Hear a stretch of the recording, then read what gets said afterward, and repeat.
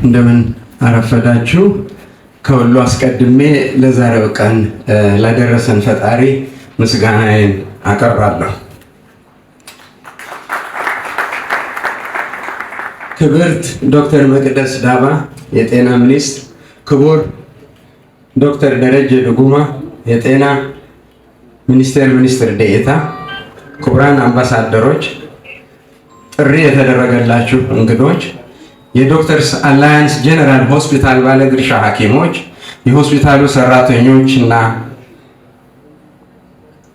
ክቡራትና ክቡራን፣ ንግግሬን ከመጀመሪያ በፊት በመካከላችን ለሚገኙ ታላላቅ እንግዶችም እውቅና መስጠት ፈልጋለሁ። በመካከላችን ክብርት አምባሳደር ሙሉ ሰለሞን ይገኛሉ። በጣም ደስ ብሎናል። አቶ ኃይሌ አሰግዴም እዚሁ ይገኛሉ። ፕሮፌሰር አድማሱ ጸጋይ እና ሌሎቻችሁም ያላየኋችሁ ከይቅርታ ጋር በመገኘታችሁ በጣም ደስ ብሎናል። ጥሪያችንን አክብራችሁ በሆስፒታሉ የምረቃ ስነ ስርዓት ላይ በመገኘታችሁና በራሴና በቤተሰቤ በሆስፒታሉ ዳይሬክተሮች ቦርድ በሆስፒታሉ ባለድርሻ ሐኪሞች እና ጠቅላላ ሰራተኞች ስም የተሰማኝን ደስታ ለመግለጽ እና ምስጋናዬን ለማቅረብ እወዳለሁ።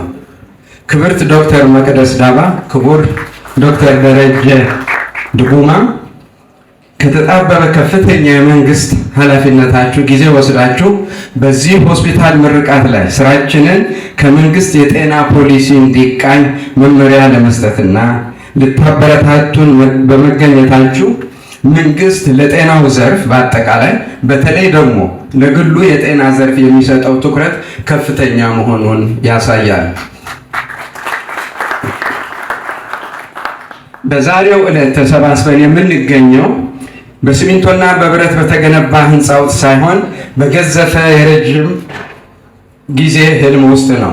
ይህንን ዶክተርስ አላያንስ ጀነራል ሆስፒታል ብለን የሰየምነውን የሕክምና ማዕከል ሆስፒታል መርቀን ስራ በምናስጀምርበት በዚህ ቀን እዚህ የተሰበሰባችሁትን ተጋባዥ እንግዶች ስመለከት በተከናወነው ስኬት ግዙፍነትና ወደዚህ ውጤት ለመድረስ የተጓዝንበትን መንገድ እያሰብኩ እጅግ የላቀ የእርካታ ስሜት ያድርብኛል። ስኬት ዕለት ተዕለት የሚተገበሩ ጥረቶች ድምር ውጤት ነው እንደሚባለው እኔና ባለቤቴ ዶክተር ኤልሳቤጥ ወደዚህ ያደረሰንን ጉዞ ስንጀምር ሀብት አደርጅተን ወይም ጥሪት ቋጥረን ሳይሆን ይልቁንም ይበልጥ ጥቅም በሚለግስ የጋራ ራዕይ እቅድና ቁርጠኝነት ፍቅርና መተሳሰብን አንግበን ነበር። በያዝነው ህልም ተነሳስተን እና ተግፋፍተን በራሳችን ጥረትና በመልካም ቤተሰቦቻችንና ወዳጆቻችን ትብብር ድጋፍ ሰናይ ክሊኒክን ለማቋቋም በቃን።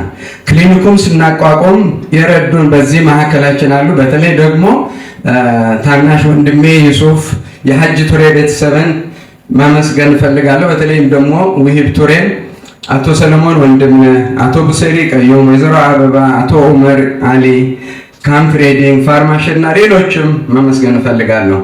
እኔ በነበረኝ አስተማሪነትና የማከም ኃላፊነት እንዲሁም በተለያዩ አገር አቀፍ አህጉርና ዓለም አቀፍ የሕክምናው ዘርፍ ማህበራት ውስጥ በኃላፊነት በማገልገሌ የተነሳ በነበረብኝ የጊዜ እጥረት ሳቢያ ባለቤቴ የቤተሰባችንና የሕክምና ማዕከሉ ምሰሶ ሆና ተገኘች። እያደገ የመጣውን የክሊኒክ ስራ በማስከድ ቤታችንን በመምራት አብዛኛው ኃላፊነት እሷ ላይ ወደቀ። ባለቤቴ የቤተሰባችን ዘዋሪ ሃል የስራችን ማንቀሳቀስና መሪም ነበረች ነችም። ካለሷ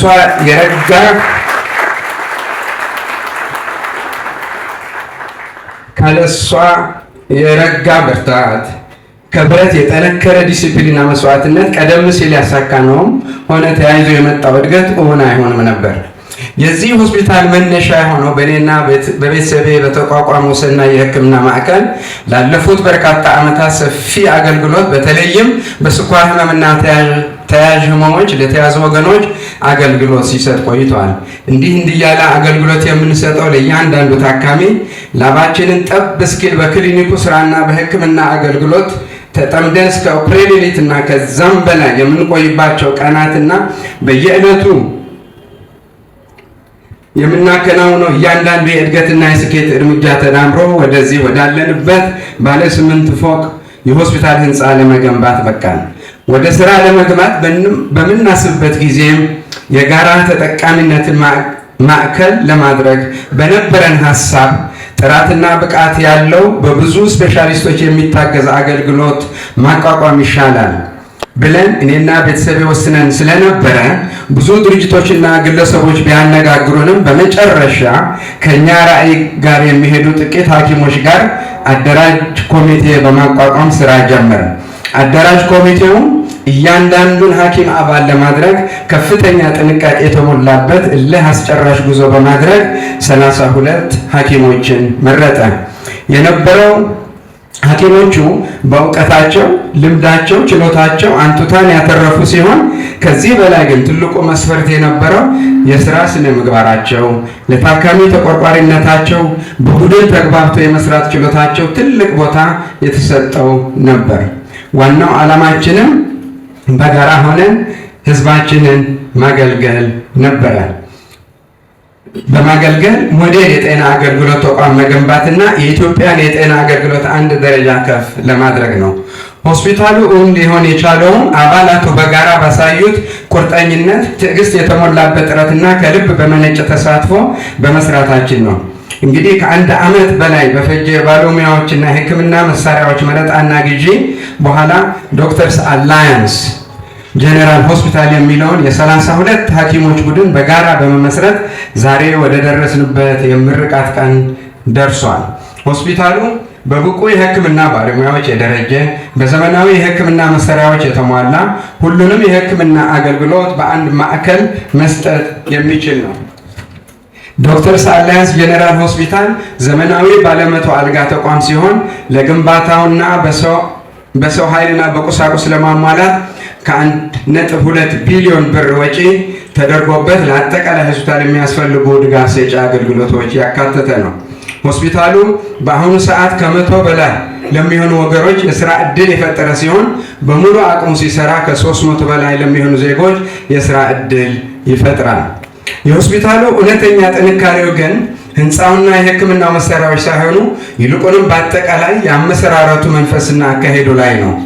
ሆስፒታሉ በአጠቃላይ የሚመራው መስራች በሆኑት 32 የሕክምና ባለሙያዎች ሲሆን የሚናበብ የማኔጅመንትና የዳይሬክተሮች ቦርድ አሉት። ሆስፒታላችንን ልዩ የሚያደርጉት እውነታ ደግሞ ለሆስፒታሉ ተብሎ በተገነባ ህንፃ ማደራጀታችን፣ ሰፊ ግቢ ያለው መሆኑና ለማስፋፋት እድል መኖሩ፣ እጅግ ዘመናዊ የሆኑ የሕክምና መሳሪያዎች መግባታቸውና በመንገድ ላይ መሆናቸው፣ ከወረቀት ነፃ የሆነ የኤሌክትሮኒክስ አሰራር መዘርጋታችንና በአርቲፊሻል አስተውሎት ለመታገዝ እንቅስቃሴ መጀመራችን፣ ሁሉም ሊባል በሚችል መልኩ ባለሙያዎችን በአንድ ጥላ ማሰባሰባችንና ለፈውስ የሚተጉ በሙያቸው አንቱ የተባሉ ባለሙያዎችን ይዘን ታካሚውን በብቃት ማገልገል ዝግጁ መሆናችን ነው። ስራችን ቀጣይነት እንዲኖረው ይህ ሆስፒታል ምንም እንኳ አትራፊ የቢዝነስ ድርጅት መሆን ያለበት ቢሆንም ዋናው ራዕያችን ግን ከፍተኛ ጥራት ያለው የሕክምና አገልግሎት ርኅራኄንና ደግነትን አጣምሮ በመያዝ መስራት፣ ከሁሉም በላይ የታካሚዎቻችንን ደህንነትና አቅም ምቾት ቅድሚያ በመስጠት ህሙማንን ማዕከል ያደረገ አሰራር መዘርጋት፣ የልህቀት አሰራር እንዲሁ የምንመኘው ሳይሆን የዕለት ተዕለት ተግባራችን ሆኖ ባህል እንዲሆን፣ ቀጣይነት ኖሮ መለያችን እንዲሆን፣ እያንዳንዱ ተጠቃሚ ባገኘው አገልግሎት እንዲረካና ቅንነት፣ ርኅራኄ የተሞላበት ሕክምና አገኘው ብሎ እንዲያምንና የሆስፒታላችን የጤና አምባሳደር እንዲሆን ማድረግ፣ እያንዳንዱ የጤና ባለሙያ ሆነ የአስተዳደር ሰራተኛ ከታችኛው እርከን እስከ ከፍተኛ ደረጃ ያሉት ሁሉም የሚከባበሩበትና የዚህ ተቋም አካል በመሆናቸው የሚኮሩበት እንዲሆን ነው። ዶክተርስ አላያንስ ጀነራል ሆስፒታል በኢትዮጵያ ቀዳሚ የተለያዩ ስፔሻሊቲ አገልግሎት ሰጪዎች መካከል ለመሆን አቅዶና በቂ ዝግጅት አድርጎ ወደ ስራ ገብቷል። በሆስፒታሉ የአዋቂዎችና ጠቅላላ ሕክምና አገልግሎት የሚሰጡበት በስፔሻሊቲ እና በሳብ ስፔሻሊቲ የታገዘ አገልግሎት ይሰጣል። ሆስፒታሉ መንግስት የሚያወጣቸውን የጤና አገልግሎት አቅጣጫዎችን በመከተል አገልግሎቱን ያሰፋል፣ ያጠናክራል። በትብብርም ለመስራት ዝግጁ ነው። በፓብሊክ ፕራይቬት ፓርትነርሺፕም ከመንግስት አካላት ጋር ለመስራት ዝግጁነታችንን በዚሁ አጋጣሚ ለመግለጽ እወዳለሁ። አቅም በፈቀደ መጠንም ህሙማን ከሀገር መውጣት ሳይኖርባቸው ሕክምናቸውን ሙሉ በሙሉ በሆስፒታል ውስጥ የሚያገኙበትን ሁኔታ ይፈጥራል። አስፈላጊም ሲሆን ይህን ግብ ለማሳካት ታዋቂ ከሆኑ የውጭ ሀገር የጤና ተቋማት ጋር ትስስር ይፈጥራል። በተለይም ደግሞ በሂደት ሀገራችን ለተያያዘችው የሜዲካል ቱሪዝም የበኩሉን አሻራ ለማሳረፍ ተግቶ ይሰራል።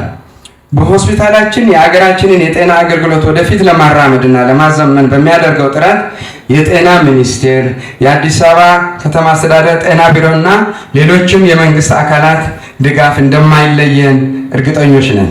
ክብርት ሚኒስትር፣ ክቡር ሚኒስትር፣ ክቡራን እንግዶች፣ ንግግሬን ከማብቃቴ በፊት ለዚህ ሆስፒታል እውን መሆን ከፍተኛ አስተዋጽኦ ያደረጉ አካላትን እንዳመሰግን ይፈቀድልኝ። የተለያዩ የመንግስት መስሪያ ቤቶች በተለይ ጤና ሚኒስቴርና በስሩ ያሉ ክፍሎች፣ የአዲስ አበባ ጤና ቢሮ፣ የአዲስ አበባ ምግብና መድኃኒት ባለስልጣን፣ የኢትዮጵያ ቴክኖሎጂ ባለስልጣን፣ ንግድና ቀጠናዊ ትስስር፣ የገቢዎች ሚኒስቴር የተለያዩ ክፍሎች እንዲሁም ምንም ሳንከፍል ወይም ደግሞ በትንሽ ቅድመ ክፍያ የሕክምና መሳሪያዎችና የሆስፒታል ቁሳቁስ አቅራቢዎች፣ አምራቾች፣ በርካታ ድርጅቶች ረድተውናል። ከወለድ ነፃ በኢስላሚክ ፋይናንስ መርህ መሰረት አባይ ባንክ የጠየቅነውን ከፍተኛ የገንዘብ መጠን ስለፈቀደልን ምስጋና አቀርባለሁ። ሌላው የዛሬ 70 ዓመት ገደማ ዘመናዊ ትምህርት በሙስሊም ህብረተሰብ ባልተለመደበት ሁኔታ አርቆ አሳቢዎች የነበሩት ወላጆቻችን ታላቅ ወንድሜ አቶ ኑር ሁሴንን ትምህርት እንዲማርና እሱም በተራ አሁን ካለንበት ቦታ በቅርብ ርቀት በሚገኘው ውንጌት ትምህርት ቤት እንድማርና በኋላም ከባለቤቱ መሬም ጋር ስለዳሩኝ ሌሎች እህት ወንድሞችን ላደረጉልኝ እገዛ ማመስገን እፈልጋለሁ። ለዚህ ሆስፒታል እርሾ የሆነው ሰናይ የሕክምና ማዕከል ሲያገለግሉ የቆዩ ሐኪሞችና ሌሎች የጤና ባለሙያዎችና ሰራተኞችም ከልብ የመነጨ ምስጋናና አድናቆት አቀርባለሁ። የዶክተርስ አላያንስ ጄኔራል ሆስፒታል አደራጅ ኮሚቴዎች ለ1 ዓመት ተኩል ተግተው የሰሩትና የዳይሬክተሮች ቦርድ አባላትንም እና የሆስፒታሉን አመራሮች ማመስገን እፈልጋለሁ።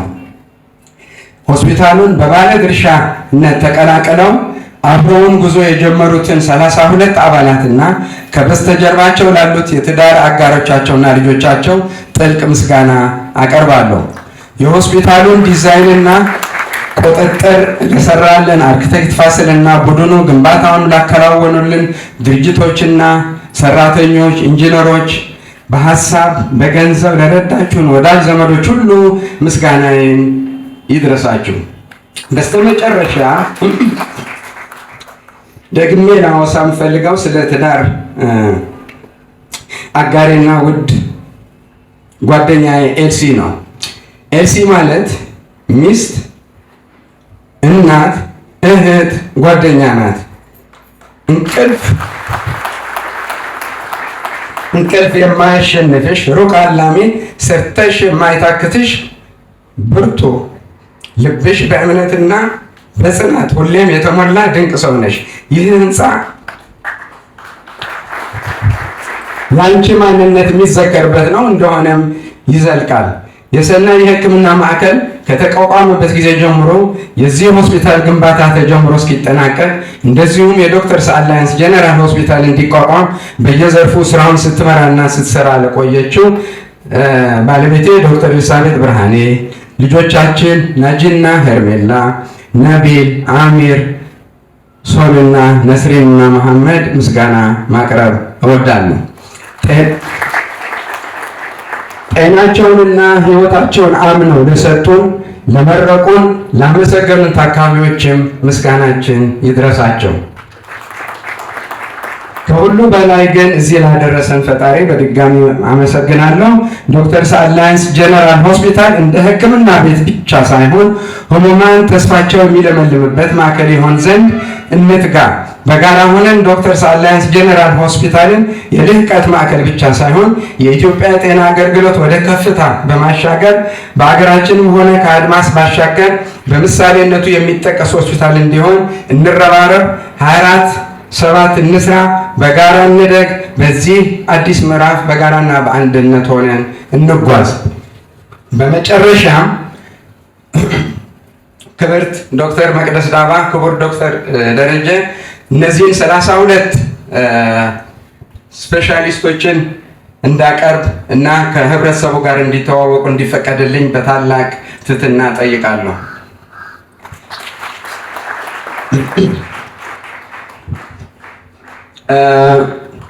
ያው እኔው አለው ከባለቤቴ ጋር እኔን ማስተዋወቅ አያስፈልግም። ቅደም ተከተሉ በዘፈቀደ ነው፣ ራንደም ነው፣ ሌላ ትርጉም የለውም። ዶክተር መንሱር ዑስማን የኮሎሬክታል ሰርጀን፣ ዶክተር የወንዶሰን ታደሰ የኩላሊት ስፔሻሊስት፣ ፕሮፌሰር መኮንን እሸቴ ፕላስቲክ ሰርጀን፣ ዶክተር ዘኪ አብዱራህማን ሄፓቶቢሊያሪ ሰርጀን፣ ዶክተር አብይ ሃይሎ ፕላስቲክ ሰርጀን፣ ዶክተር ዝና ብዙ አባይ ጋስትሮኤንተሮሎጂስት ሳብ ስፔሻሊስት፣ ዶክተር ወርቅ አገኘው ኃይሉ ሲኦ ኤንድ ኔፍሮሎጂስት፣ ዶክተር አብነት መንገሻ ዩሮሎጂስት፣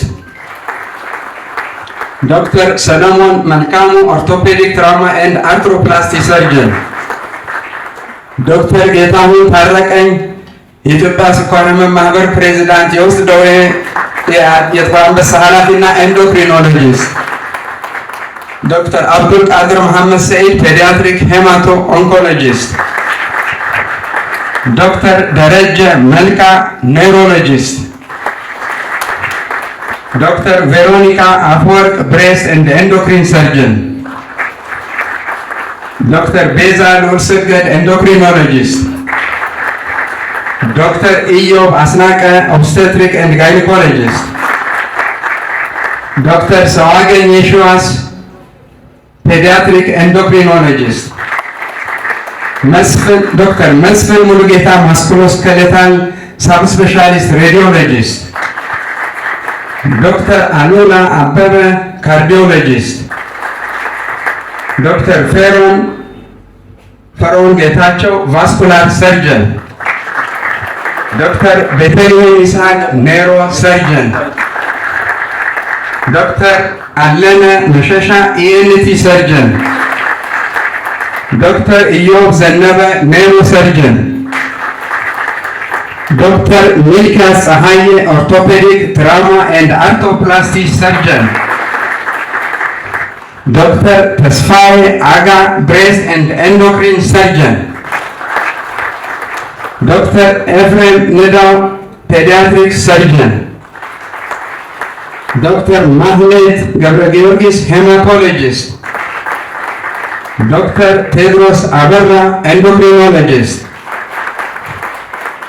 ዶክተር አብርሃም አዳሙ ክሊኒካል ኦንኮሎጂስት፣ ዶክተር አቤል ግዛው ኔውሮሰርጀን፣ ዶክተር ሐናን ዩሱፍ ፑልሞኖሎጂስት ኤንድ ክሪቲካል ኬር ስፔሻሊስት። አመሰግናለሁ። ከዚህ በመቀጠል ክቡር